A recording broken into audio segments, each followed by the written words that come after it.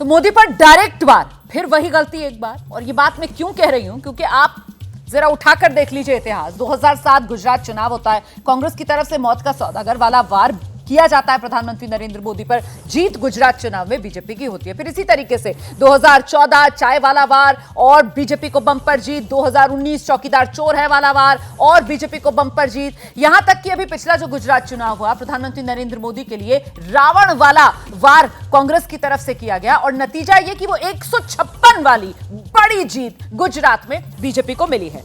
ऐसे में शिवम त्यागी, आपका क्या असेसमेंट है? अब ये पनौती वाला वार राजस्थान में चुनाव नतीजों पर क्या असर पड़ेगा? पार्टी को क्या लग रहा है? देखिए रोमाना जी, एक कहावत है कि आमतौर पर क्या होता है कि जब आदमी से गलती होती है तो वो अपना जो पैर जो है खुद ही चाकू पर रख लेता है। लेकिन राहुल गांधी को जहां पर भी कांग्रेस को बर्बाद करने की कोई अपॉर्चुनिटी मिलती है वो पैर नहीं रखते, वो पूरा का पूरा कूद जाते हैं उसी तलवार पर। यानी कि 135 साल की पार्टी पुरानी ऐसे ही थोड़ी ना खत्म हो गई। जो आज उनका हालात है कि लीडर ऑफ ऑपोजिशन भी बनाने में उनके हाल नहीं है, या आज उनका ऐसा हाल है कि राज्यों में उनके नेताओं को लोग पता नहीं चिरकुट और न जाने क्या क्या कहते हैं, या आज इतना बुरा हाल है उनका कि राज्यों में जो उन्होंने अलायंस बनाने की कोशिश करी वहां पर कांग्रेस को इतनी शर्मिंदगी उठानी पड़ी, या आज उनके साथ ये हालत है कि उनके नेता को जो कि एक जमाने में 5 जनरेशन से जो एक ही परिवार चलता आ रहा था, आज उनके नेता को कोई नेता मानने को तैयार नहीं है। ये हम नहीं कह रहे हैं। और जहां तक बात ये महामूर्ख वाली बात है, इस देश के प्रधानमंत्री ने पहले कहा था कि राहुल गांधी क्या महाज्ञानी है या महामूर्ख। उन्होंने मुझे लगता है रोहन गुप्ता को आना चाहिए। और रोहन गुप्ता जी, सवाल ये कि एक अक्लमंद आदमी एक ही गलती को दोहराता नहीं है, लेकिन यहां पर कांग्रेस की तरफ से बार बार वही गलती दोहराई जा रही है। प्रधानमंत्री नरेंद्र मोदी पर डायरेक्ट वार, सेल्फ गोल कांग्रेस का। रोमाना जी, पहले भी मैंने कहा कि अगर आप नैतिकता के पैमाने पे बात करते हो, राहुल गांधी जी के खिलाफ जब बोला गया तब भी आपको डिबेट करनी चाहिए। अब आप उसको दूसरे मुद्दे पे ला रही है कि चुनाव के रिजल्ट को जोड़ के देख रही है। यही मुद्दा मोदी जी ने बड़े तौर पे कर्नाटक चुनाव में उठाया था, वहां पूरी तरह से हार हुई। तो क्या ये कहेंगे कि मुद्दा खत्म हो गया? काट की आंधी बार बार नहीं चढ़ती है। हिमाचल में भी उन्होंने इमोशनल मुद्दे उठाए कि मुझे गाली दी जाती है। अरे आप कांग्रेस के नेताओं के बारे में जब आप बोलते हैं तब आपको गाली नहीं लगती। और दूसरी और एक चीज याद दिला दूं माना जी, 2004 में मोदी जी ने सोनिया जी के लिए जर्सी गाय का शब्द का इस्तेमाल किया था।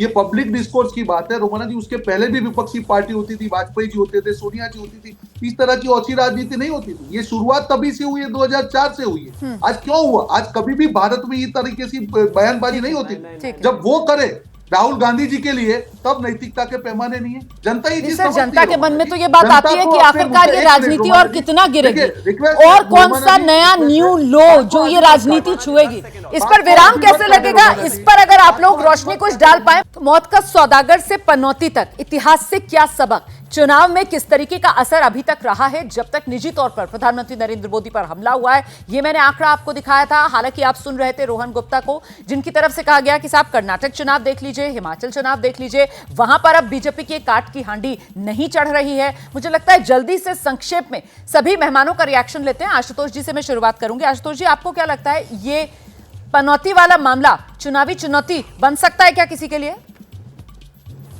नहीं, मुझे नहीं लगता है। मुझे लगता है किसी भी स्कूल में डिसिप्लिन की जो जिम्मेदारी होती है वहां के प्रिंसिपल की होती है। अगर प्रिंसिपल सही रहेगा तो बच्चे और शिक्षक भी सही रहेंगे। तो यहाँ प्रिंसिपल आप किसको मान रहे हैं?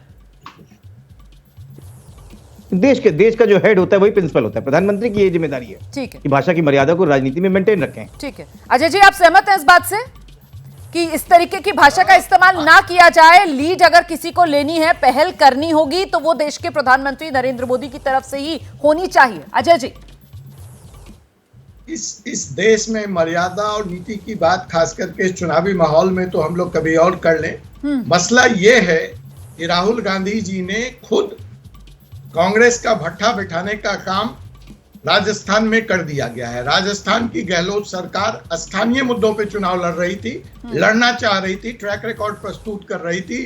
प्रियंका गांधी की अच्छी भला सभा चल रही थी, राहुल गांधी आए और सारा गुरगोबर। और मैं निश्चित तौर पे आपके चैनल पे कह रहा हूं कि इसका परिणाम आपके रिकॉर्ड जो आप अभी लंबी फहरिस्त पढ़ रही थी, उसमें एक और जुड़ जाएगा। ठीक है, तो आपको लगता है कि इसका असर पड़ेगा?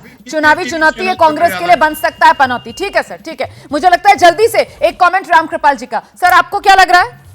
राजस्थान चुनाव मुद्दों पर था और ये पनौती वाले बयान से क्या भटक गया है? रोमाना जी, जैसा मैंने कहा, क्लासेस और मासेस में हमेशा 36 का आंकड़ा रहा है। हाँ जी। जब क्लासेस बड़ी बड़ी बातें करने लगे, आम जनता जान गई है कि कौन लीडर हो सकता है, कौन नहीं हो सकता है। इसका नतीजा 3 तारीख को भी आएगा और फिर मई में आ जाएगा। मुझे लगता है 15 मई के पहले भी फाइनल का भी आ जाएगा। चलिए, समय मेरे पास आज इतना ही है। बहुत बहुत शुक्रिया आप सभी का आज की इस चर्चा में हमारे साथ जुड़ने के लिए। जैसे ही घड़ी का काटा दोपहर 2:30 पे आए, बबीता जी का दिल सास बहू साजिश के लिए मचल जाए। और ये है इनकी बहू, पूरे दिन ऑफिस की टेंशन हो जाए गॉन जब ये करें अपना फेवरेट शो फ्री टाइम पे ऑन। इनकी तरह आप भी देखिए अपना फेवरेट शो अपने टाइम पर और डाउनलोड कीजिए एबीपी लाइव ऐप अपने स्मार्ट टीवी पर।